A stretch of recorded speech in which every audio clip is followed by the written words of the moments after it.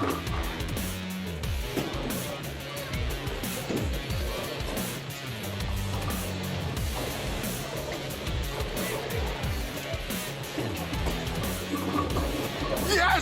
Come on! All right, well, I feel like this is a great start to the week. This is Sportscentre. Hey, I'm Marissa Roberto, and my God, what a series we have going on in Western Canada. With their win last night, the Canucks are now up 2-1 on Edmonton. And last night's game did not lack any drama. The Canucks scored 3 in the first and held on for the 4-3 win. And their rookie netminder ended up being the story once again, making 42 saves as his legend continues to grow. Through 6 playoff games played, he has a .908 save percentage and .265 goals against. But not everyone was impressed by the rookie's performance. When asked, Leon Draisaitl definitely was not dishing out any compliments. 4 or 5 goal posts tonight. You generated the chances. How much of that is bearing down, or how much of that is just good goaltending or luck? Well, post is not good goaltending. Yeah, well, he's right. I'm certain that any goalie would agree.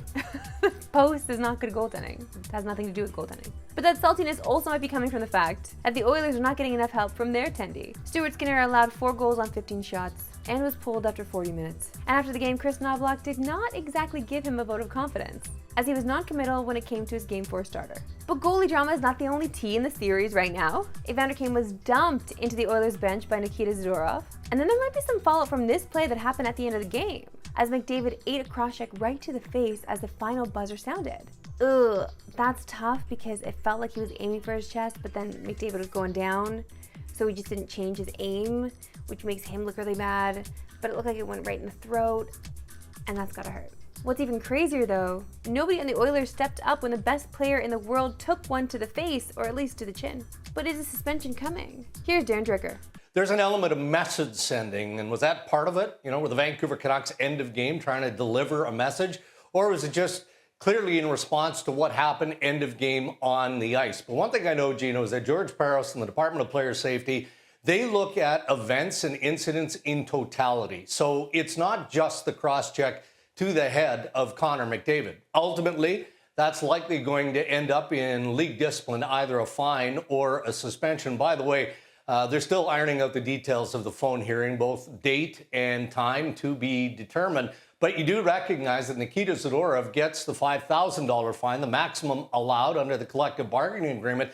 That was a big part of it. That cross-check to the lower back of Connor McDavid kind of propelled him down and forward.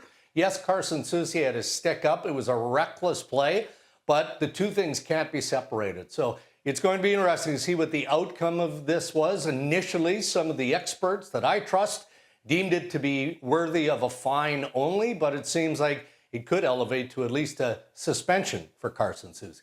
It's tough to say if he should be suspended or not, because it could also be seen as he was going for his chest, but then McDavid was just going down. So it was an accident. Was it an accident? It's tough.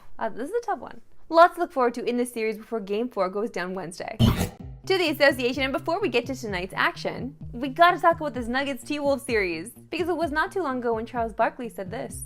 The Minnesota Timberwolves are for real.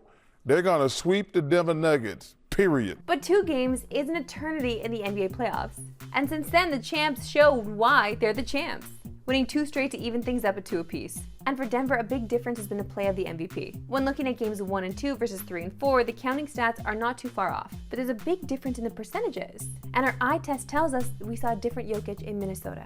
And now the odds have moved a ton, as the Nuggets were all the way down to 16-1 to win the title when they went down 0-2. And now those odds are sitting at plus 370. Now in NBA history, only 5 teams would come back and won a series going down 0-2 with the first 2 losses coming at home. Well, all 5 of those teams went on to win games 3 and 4 on the road. So could Denver be the 6th?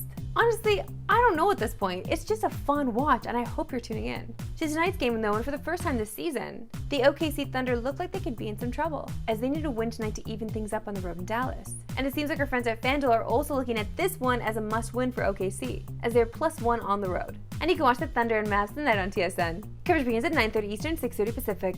But before that, things start nice and early at 7 Eastern, 4 Pacific, with Game 4 between the Celtics and Cavs.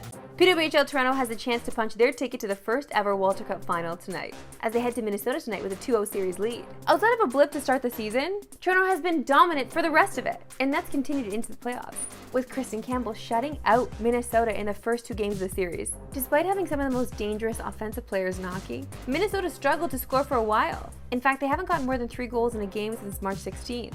And in Friday's game, no one on the Minnesota roster managed more than 3 shots. So while Minnesota's top dogs have not been able to find the score sheet yet, Toronto's have been rolling, with their core players being the ones who step up and score. Not only do they step up and score, they score on the power play, they make things happen, they entertain the fans. It is such a joy to watch this team.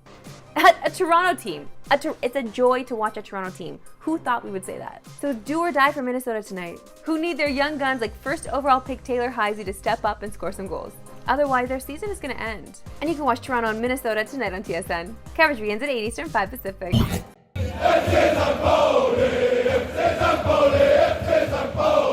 Nothing like promotion to the top flight. Time now for my favorite segment and yours, Why We Love Sports Today. Why we love sports today. And let's head to Northern Germany. Because if there was ever a cult classic when it comes to soccer teams, then it's definitely St. Pauli. And they have a chance to be promoted to the Bundesliga for the first time in 13 years this weekend. And look how hyped they were before the game even started.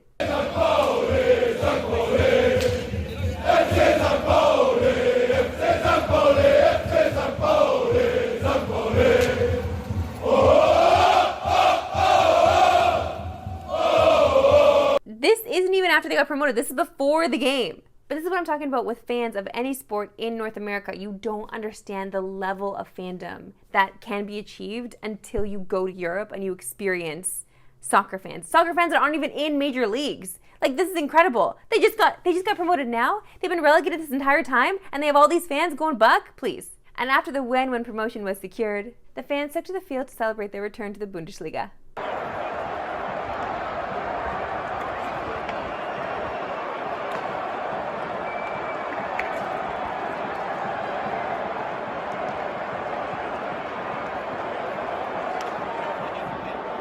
Security at that point is just like, whatever.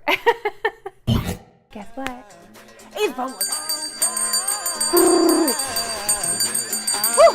time. Working up a sweat. Actually, no, let's dance. Fire it all. It's party time.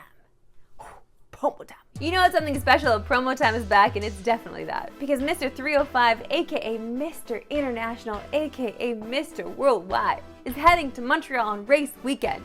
Saturday, June 8th, a day before the Canadian Grand Prix, Pitbull headlines a podium concert presented by Google Pixel, featuring top DJs, tons of interactive activities, and more. It all takes place at Parc Jean Drapeau, just steps from Cirque de Villeneuve. Don't miss out, tickets are at eventco.ca. You know if Pitbull's around, it's gonna be a party, alright? So if I see you there, I don't know, let's dance. That's all for today with Sarah Pickett and Mouth 3 Eastern. No Pacific! Have a good one.